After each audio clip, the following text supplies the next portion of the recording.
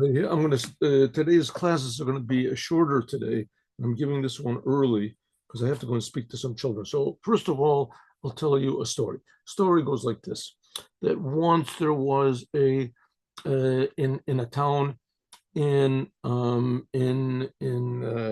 Poland, and there was a king, a baron, whatever, a ruler, and he was convinced by an apostate Jew, that the Torah is evil, and that the Torah preaches against the non-Jews, and that the Torah preaches Jewish the supremacy, that we are going to take over the world, and etc., and that the Torah has to be banned, and that the Jews have to be evicted, and etc. So they didn't know exactly what to do. The Jews didn't know what to do, how they could argue against this apostate. Now, this fellow was an apostate. He happened to have been a Torah scholar. He really did know the Torah. He did know the Torah. So they were a big problem.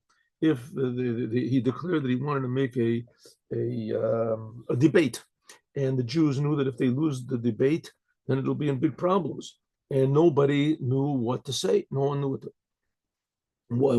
to how to debate this person. And it happened to be that the rabbi of the town, he was not in town. He was doing something, but anyways, he was out of town, so it was impossible for him to arrive in time for the debate.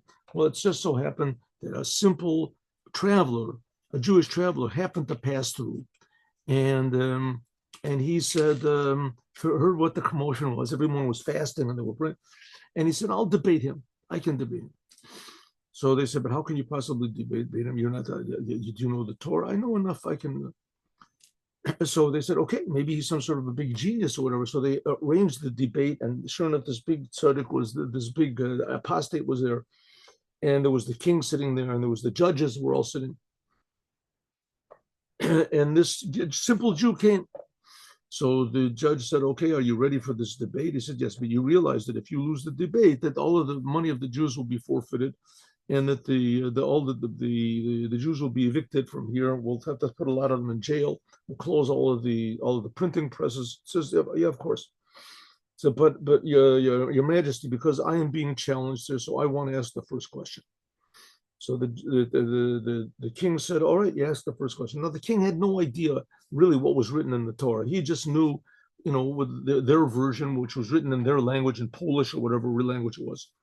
So he said, "I would like to ask a question to my adversary." He says, "Okay, go on, Jew, ask." He said, "It says by Jacob that when he came to he came to the ladder. It says, "Man nora hamakom hazeh beis elokim v'ani lo yadati." It says, "This is the house. This place must be the house of God." The ladder that he saw, the vision. So he said, "This is the place," and I didn't know. V'ani lo yadati. Okay, but he says this in Hebrew. V'ani lo yadati. What are the means? What are the words that mean ani lo yadati? So he says in Polish, "I didn't know." He said, "I want to ask you another time. What does it mean, the words ani lo yadati?" He says in Polish, "I told you I didn't know." So I'm asking one more time. What does it mean, ani lo yadati? He said, "What are you, deaf or something?" "I didn't know. I didn't know." So, "See, Your Majesty, he doesn't know."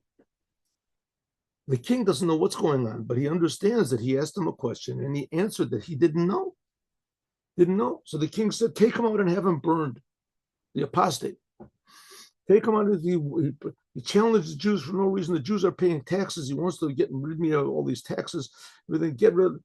And they took him out, and so the Jew came back to